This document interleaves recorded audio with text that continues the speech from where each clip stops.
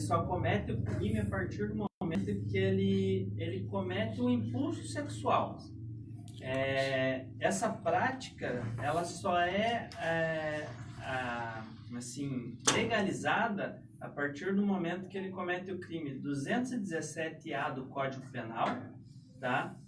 E dos artigos 240, 241, 241A e 241C do Estatuto da Criança e do Adolescente. Eu não vou citar esses artigos um por um, porque eles são meio longos. E como a gente tem 10 minutos, fica meio puxado, né? Mas assim, o abuso sexual, ele é uma situação muito complicada, porque muitas vezes o abusador está, digamos assim, 98% o abusador está dentro da própria casa. Entende? Às vezes é um parente, é um amigo próximo, uma pessoa assim que você menos desconfia.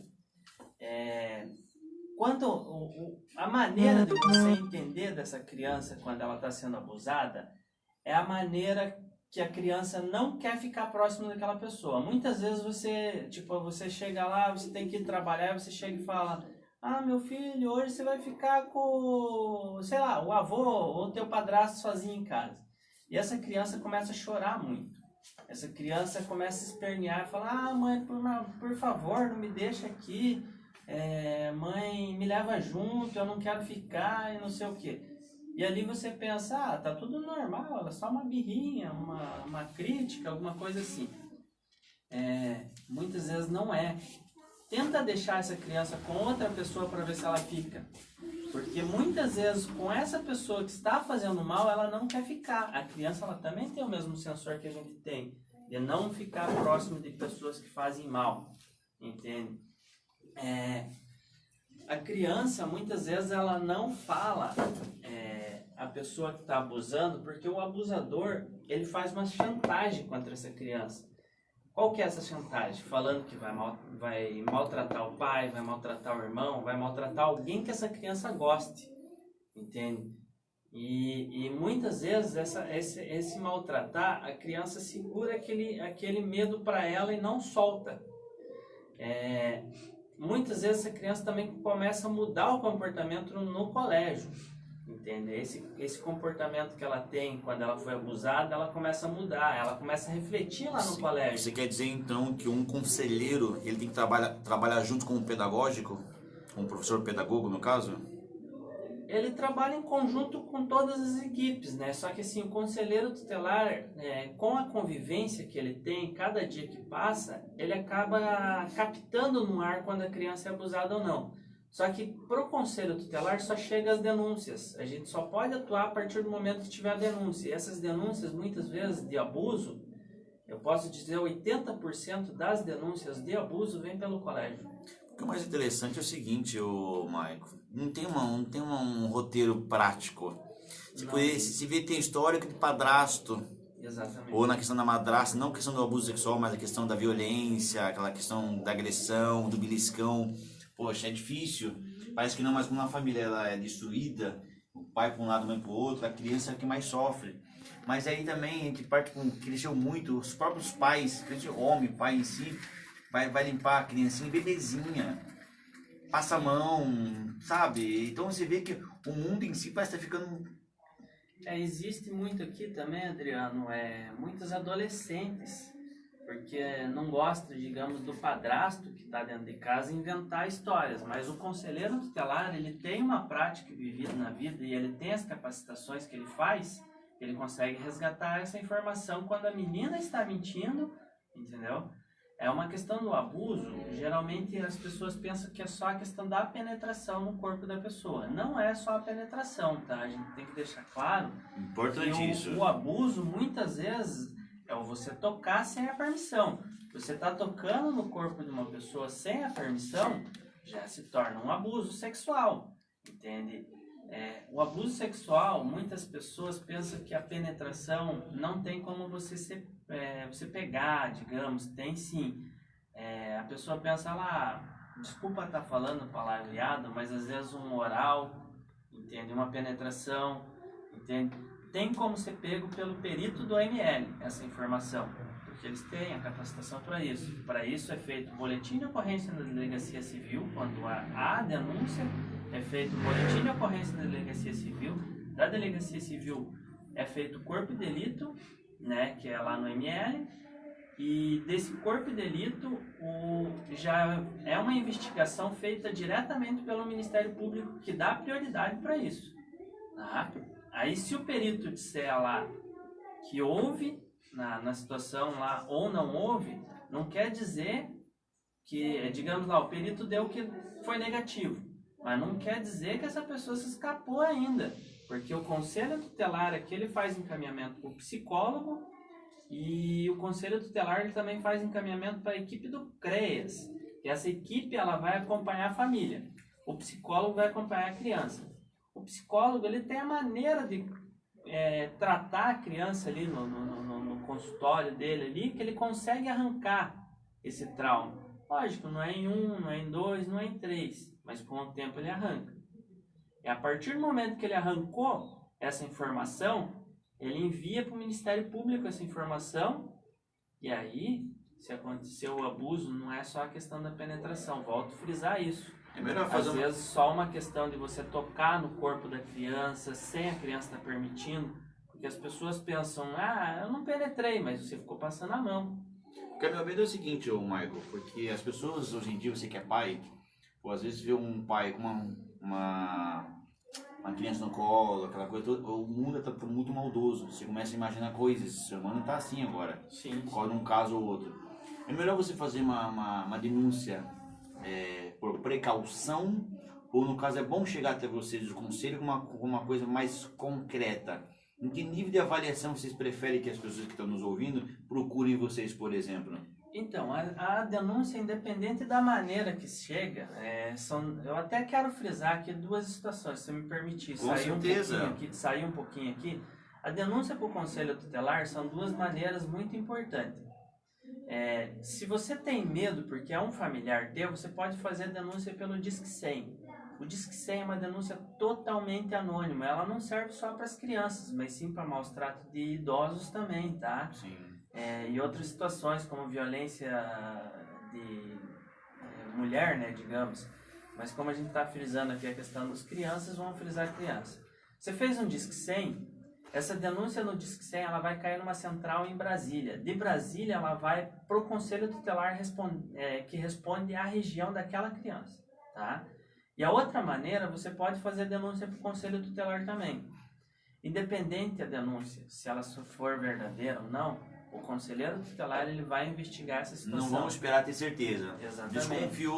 Desconfiou, pode mandar a denúncia para o conselho tutelar porque a gente investiga. Muitas pessoas falam que não investigam. Sim, o conselho tutelar investiga. A questão do trabalho do conselho tutelar é muito sigiloso, entende? Eu até costumo dizer que um conselheiro tutelar ele faz muito mais por um município do que o próprio vereador. Tá? Eu falo mesmo, doa para quem doer, entende? Mas, assim, a partir do momento que você tiver uma certeza ou uma dúvida que está acontecendo isso, mande para o conselho tutelar, ou falem, digamos, muitas vezes as denúncias, como eu falei, elas vêm 98%, 80%, quer dizer, do colégio, que a criança falou para um professor, que daí foi para uma diretora, e daí a diretora chamou o conselheiro tutelar. E quando às vezes não acontece isso, ela fala para um parente próximo, um vô, um tio. Muito raramente a criança vai falar para a mãe ou para o pai, entende? Geralmente ela vai procurar alguém que é a mais próxima da família. Porque a questão, o Marcos mencionou, porque o conselheiro é mais ativo do que o vereador, porque a função do vereador é um pouco diferente. O vereador, para que as pessoas não saibam, é mais questão de fiscalizar nossas entidades públicas, o prefeito, e implantar e votar em leis, entendeu?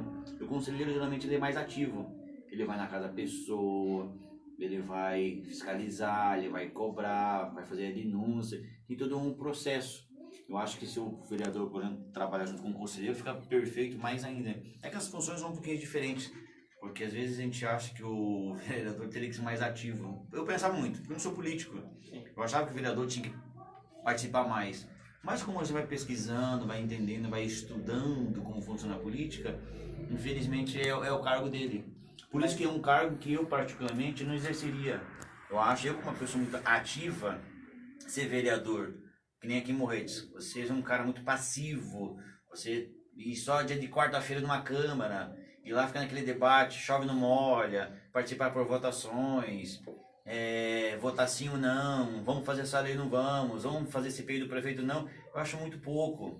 Sim, mas o conselheiro tutelar, ele também, muita gente não sabe. Tem muitos conselheiros tutelares que também não sabem dessa função que existe no ECA, inclusive. Ah, sim. Eu não trouxe no ECA. Por isso o motivo de perguntar. Mas o conselho tutelar, ele também tem que fiscalizar. Sim. Assim como ele tem que fiscalizar os órgãos públicos que envolvam criança, como colégio, creche, aquelas fundações que nós pegamos as crianças e levamos para o abrigo, digamos, é a função do conselho investigar aquilo também. Mas por isso assim como o conselho tutelar, ele também no final do ano, todo final do ano, ele tem que participar da lei orgânica do município.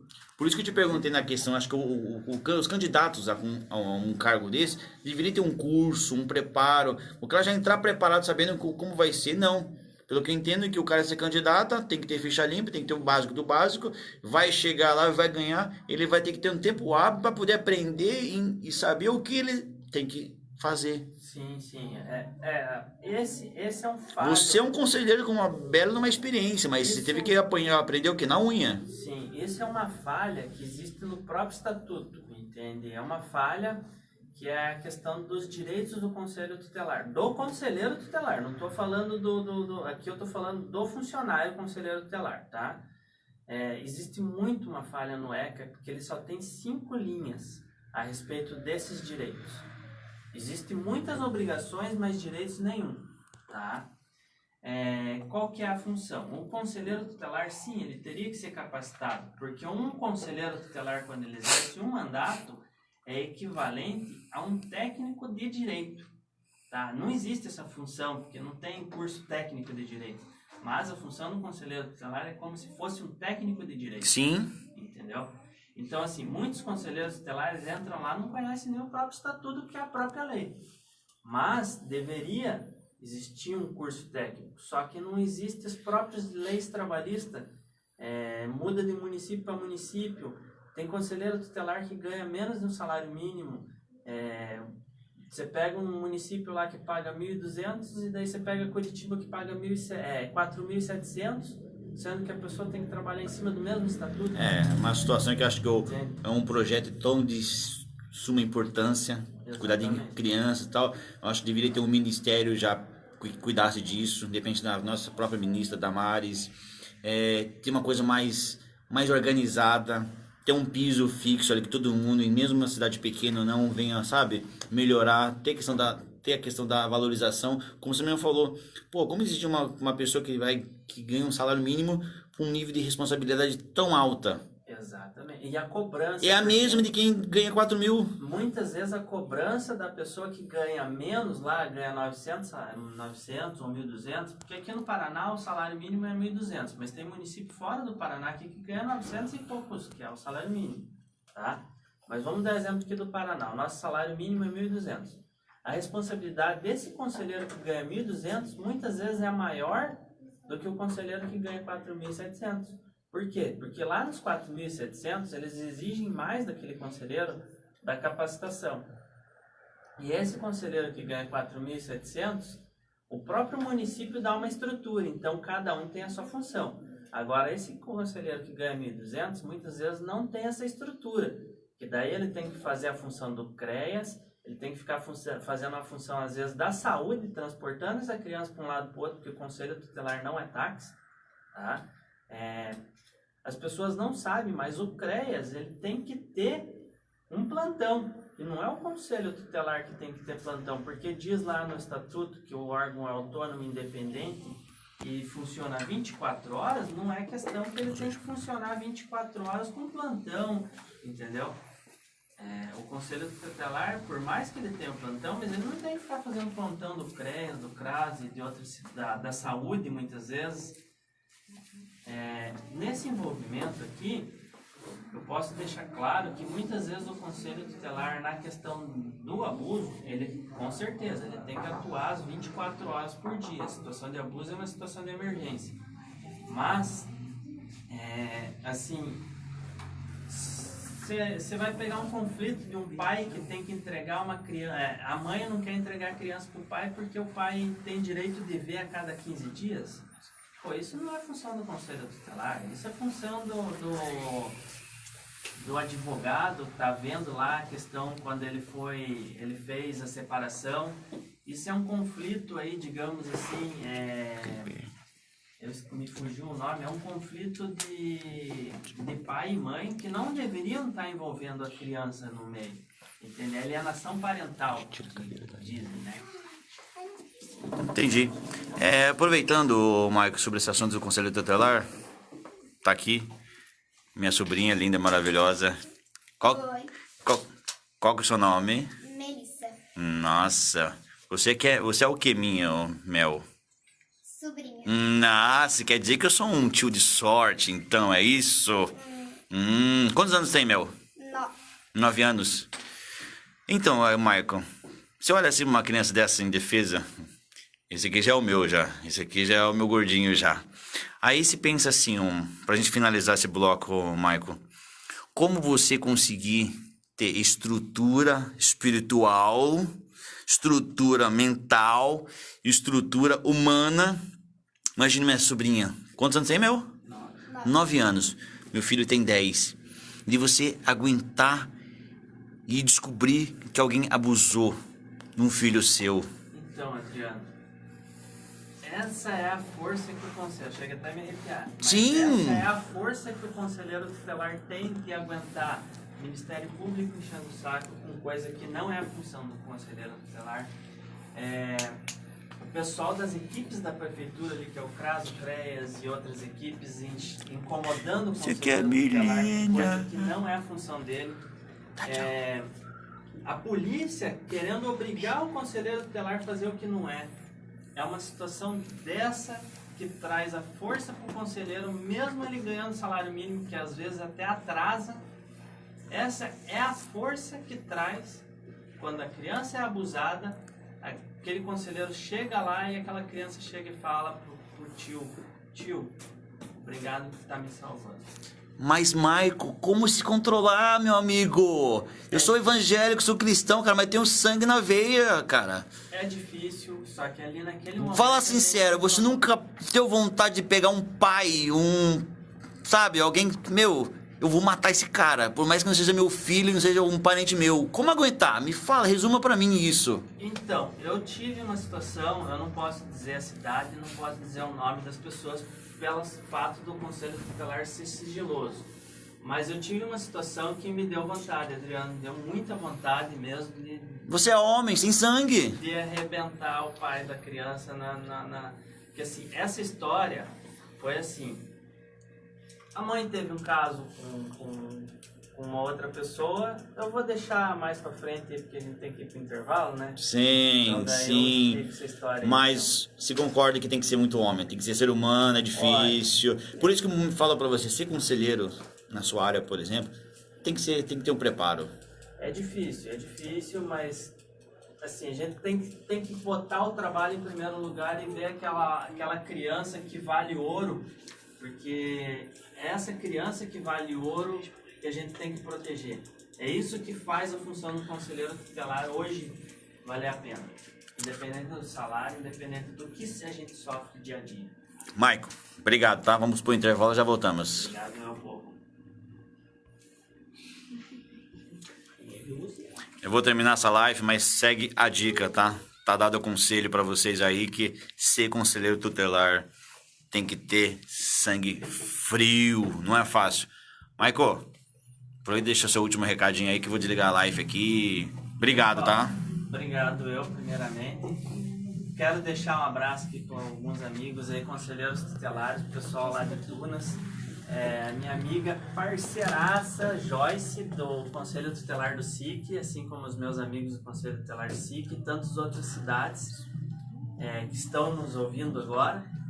A doutora Lucilene, de Balsa Nova também. E assim, pessoal, independente da função ou o que seja, vamos proteger nossas crianças. Eu quero deixar uma frase aqui de reflexão para todo mundo. Se você bater num pai ou num adulto, é violência. Se você bater numa mulher, você é preso. E se você bater numa criança? Fica aí a reflexão para vocês, tá bom? Forte abraço e tudo de bom para vocês. Michael, obrigado, hein? Obrigado, Adriano. Que Deus abençoe. Tamo junto. Todos nós. Valeu.